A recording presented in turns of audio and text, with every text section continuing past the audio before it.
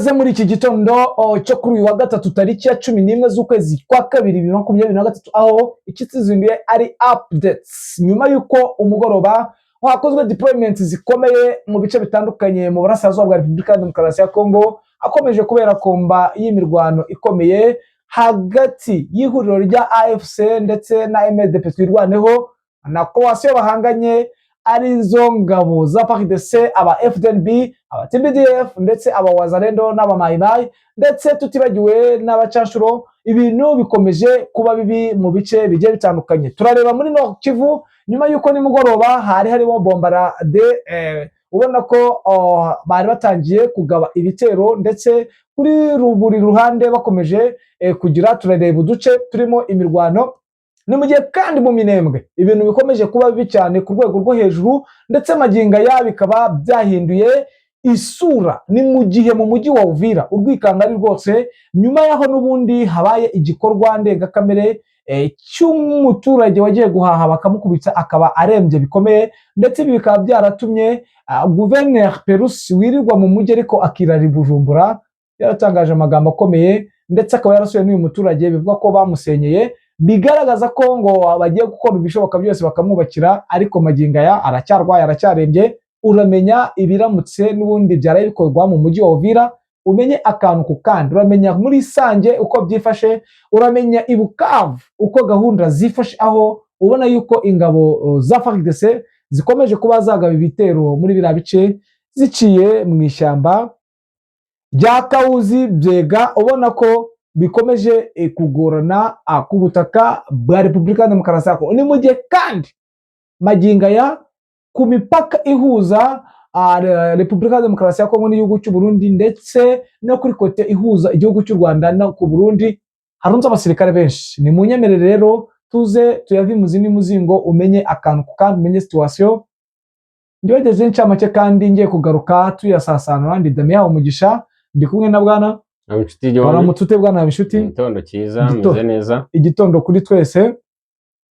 Reka duhere muri izi quartier aho bivugwa ko FDL yaje gukoramo akazi bikabacanga kubera ibibazo bikomeye cyane byuko AFC imaze kwiyubaka mu buryo bushoboka ndetse ubona ko AFC bivuga ko ari muri Nord Kivu yakozemo deployment ku rwego rwo hejuru.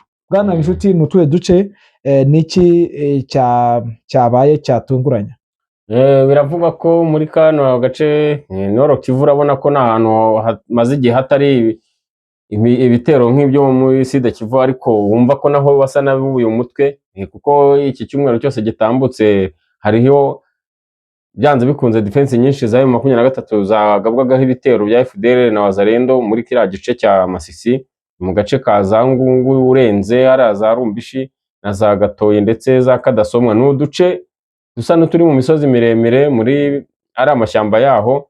Ubona ko na defense za FDL na Wazalendo zibera mu mashyamba kuko ikitwa ko ari amasantere akomeye hari yose agenzurwa na 23. Hari nibyo birindiro basa naho baza kurasaho bagira ngo barebe ko hari santere cyangwa umujyi babasha kwigaruriraho, ariko ntibiri kubashobokera. Gusa binavugwa ko M23 hari ingamba iri guhindurayo kuko hari guhinduka deployment nyinshi yo ku buryo ubona ko hashobora kuba hari kongerwa ingabo mu buryo budasanzwe mu buryo bwo kugira ngo bahashye abo barwanyi ba FDL na Wazalendo bamaze kusa naho babarembya nko muri Sud Kivu batangiye kujya bagaba ibitero ku manywa na nijoro mu buryo butari busanzwe. Rero urabona ko bafite intumbero yo kubanyanyagirana bakabakura muri icyo gice ku buryo baberekeza mu nce zigana Warikare, ku buryo abaturage bo muri kara gace urabizi ko ari abaturage bavuga ururimi rw'Ikinyarwanda basa naho bari babangamiwe cyane n'imyitwarire y'izi nyeshyamba kuko uzi ko barya ari uko basoreshejwe. Barasoresha mu masoko ndetse mu giturage cyaho no mu masantere akomeye. Rero ubu mu gihe nta buryo bari bafite bwo kugenzura izo santere, imibereho yabo urumva ari meze nabi, ari bwo buryo ubona ko ubu ibitero by'imbaraga kugira ngo babashe kugira uduce bagenzura mu buryo bwo kugira ngo babone uko babaho neza batari mu mashyamba ya buri munsi. Yes, nibyo imirwano irakomeje kandi urabona ko hakozwe deployment kuri kote zose nubwo ubona yuko bitari buze korohera M23 kuko FARDC yakomeje kugenda igaba ibitero mu bice bitandukanye. Mu Minembwe biramutse ari ibicika, aho n'ubundi kuri kote zose bashaka kuba abafata ibice bimwe na bimwe, ubona yuko bamaze gufata agace ka Karongi. Wari ubizi ko bagafashe? FARDC na FDNB aka gace baragafashe bidasubirwaho, ni nako bari kwidogamo magingaya ka Karongi. Karongi baragafashe, ubona yuko n'ubundi bashaka ko bafata ibindi, ariko ihuriro rya FARDC urabona ko rifite umugambi wo kuba bafata ibice byose bya Minembwe, ariko urabona ko AFC ikomeje gukora deployment, bigaragaza ko bitari buze korohera iri huriro rya FARDC n'aba FDNB, ndetse ubona ko bikomeje kugorana ku rwego rwo hejuru. Bwana Bishuti, niyo mpamvu ubona bakomeje kugaba ibitero, ko na n'ubu imirwano iri mu duce tugiye dutandukanye, ubona yuko bashaka noneho gukurayo Puwezeho, ndetse bamwe bakaba baragiye baturuka mu bice bigiye bitandukanye. Aho nakubwira ko mu Minembwe ubona ko nta kibazo gihari, ariko ubwoba ari bwose. Aho nakubwira ko mu gace ka Mitumba hakomeje kugaragara abasirikare benshi bari kwinjira n'ubundi mu Minembwe. Navuga ko agace ka Mitumba ari agace n'ubundi gahuza Mitumba na Uvira, ubwo urumva ko bamwe baba baturuka muri Uvira. Ubona yuko hari ahantu hakomeje kuba ikibazo n'inzitizi kuri AFC mu buryo bwo kugira ngo barebere hamwe buryo ki bakwigarurira Minembwe. Niki AFC na MLD twigwanaho bakora kugira ngo barebe buryo ki baburizamo ibitero bikomeje kubotsaho igitutu? Aha birasaba imbaraga zikomeye kandi nyinshi, kuko urabona ko barahagurukiye bishoboka, kuko urabona ko niba iyo Karongi barayifashe, isatiri hano za Mukoko urabona ni uduce dusa naho twegera Puwezero. Urumva ko ni ikintu kidasanzwe. Urabona ko Puwezero yabaye Puwezero nk'uko bivugwa buri munsi. Sinzi uburyo ikenewemo bidasanzwe n'izi ngabo z'u Burundi, kuko ubona ko zakamejeje, kuko urareba ugasanga buri bitero byose biza biri mu nkengero zaho, ubona ko hakenewe mu buryo bushoboka. Rero urumva ko byanze bikunze hari ingamba zigomba gufatwa bidasanzwe na M23 mu buryo bwo kugira ngo bibaze impamvu ahantu habaye isibaniro hatakiboneka agahenge n'umunsi n'umwe.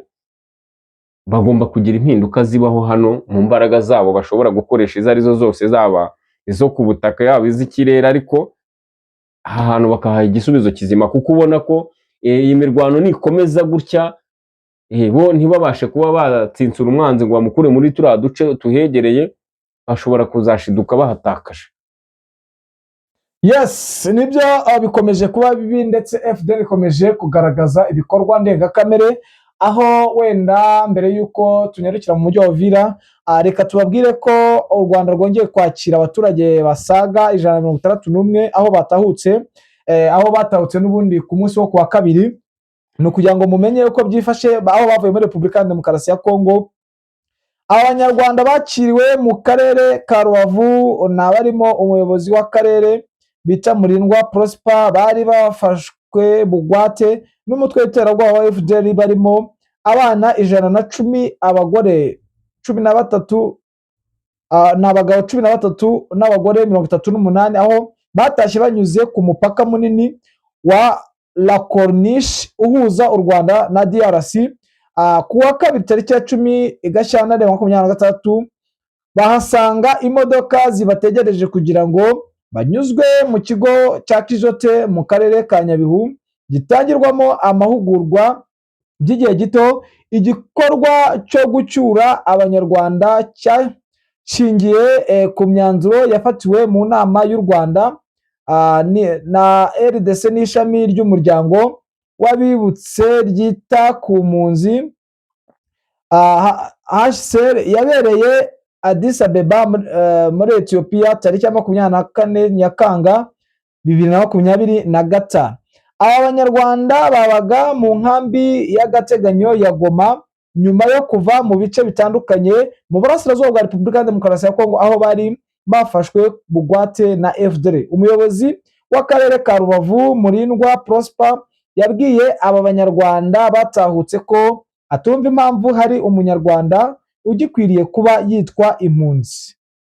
Ibi ni bigaragaza ko hari ibintu bikomeje kugenda bigaragara ko FDLR ikomeje gucikamo ibice, nubwo wenda abagabo batahuka ari bake, ariko nakubwira yuko uko byagenda kose FDLR nyuma yaho n'ubundi bakomeje kugenda bayitugatuga muri biriya bice bitari buze kuyorohera. Bwana Bishuti rero nyuma yaho n'ubundi Jean Jacques Perusi asuye wa mudamu wahuhotiwe na Mai Mai, bakamukubita agiye guhaha, akamukomeretsa magingo akaba ari mu bitaro, ndetse bivugwa ko n'inzu ye bayisambuye. Perusi yatangaje ko bagomba kwiyubaka. Ntago rero aba Mai Mai n'ubundi bahagaze ibikorwa by'urugomo.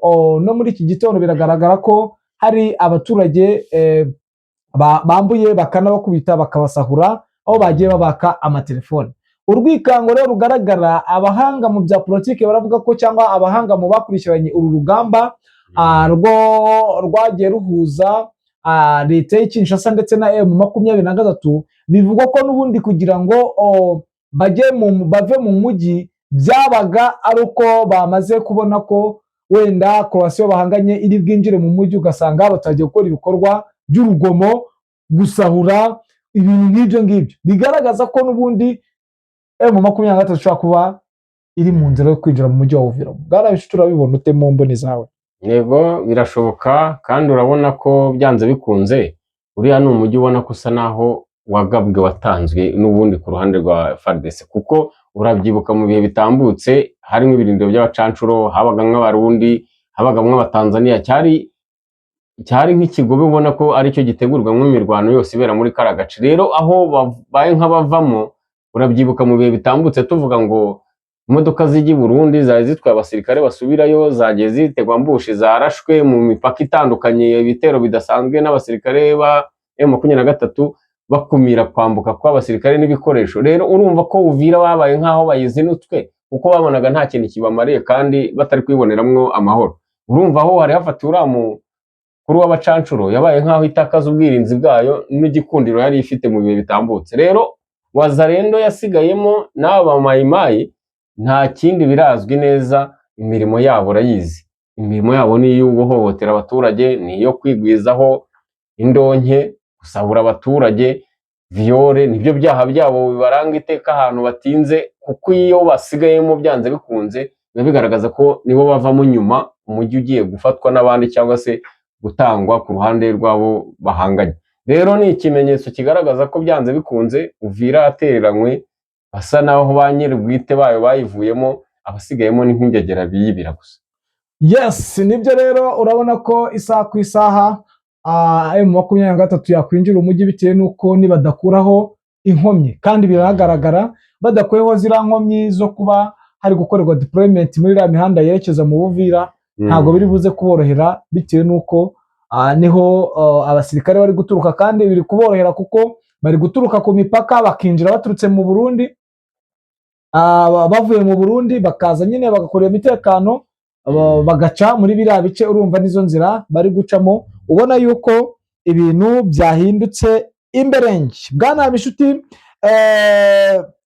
i Bukavu nyuma yuko n'ubundi rino shyamba, impamvu ubona ko rikomeje gukorerwaho imirwano ni iyihe? Iri shyamba rya Kahuzi-Biega, urabona ko n'ubundi rihuza amateritwari agera muri atatu n'atatu. Urabona ko n'ubundi Kahuzi-Biega igira muri Kabare, igafata Karehe, igafata Shabunda na Mwenga. Urumva ni teritwari zigera muri enye. Ubona ko n'ubundi utu duce AFC nayo ishobora kuba yadukuramo twose, ikizera umutekano wa hedikote y'intara yabo ya Sud Kivu. Yego, buriya hari aho tumva haba hari imirwano itandukanye, akenshi ugasanga abantu babitekereje nk'ibintu birenze. Urabona ko kari agace ni agace k'ishyamba, ni pariki. Hariya ntago hajya haburamo FDLR cyangwa Wazalendo na Mai Mai, bakunze kwifashisha ya shyamba, kuko umwanzi wese uguhunza ajyamo ni gake umukurikira, kuko ni ishyamba rinini cyane, ntabwo wakurikiramo umuntu. Rero urabona deployment ya M23 ifite, ntabwo mpamya ko yaba ifite ingabo ziri ku rwego rurenze mu bwinshi ku buryo babona abasirikare bajya gukuramo defense ziri mu ishyamba ringana kuriya. Bo babasha kurinda ahantu basa naho bafite bagenzura, ariyo mpamvu bagabwaho ibitero, ariko bumva ko kenshi arimo bituruka, bibarasaho babisubiza bita byongera byisubira mu ishyamba. Urumva n'uburyo bwo gusa naho baderanje ngo bagaragaze ko bahari, bigaragare ko rimwe na rimwe ngo babikora baje gushaka ibyo kurya, kuko hari agace bigeze kugeramo basanga bahoteye abaturage n'ubundi babasahuye bacuruza mu maduka, n'ubundi ukabona ko bwari uburyo bwo kuza gushaka ibyo kurya, kandi ibyo bintu izo ntambara nk'izo zo gushaka ibyo kurya kuri FDLR na Wazalendo byagiye bibaho kenshi, kuko mu mashyamba barimo urayazi, ishyamba rya Kahusi Biega ni pariki nini, nta bindi byo kurya wabona utabashije gusohoka ngo ugere aho abaturage batuye kugira ngo ubashe kubona ibyo kurya.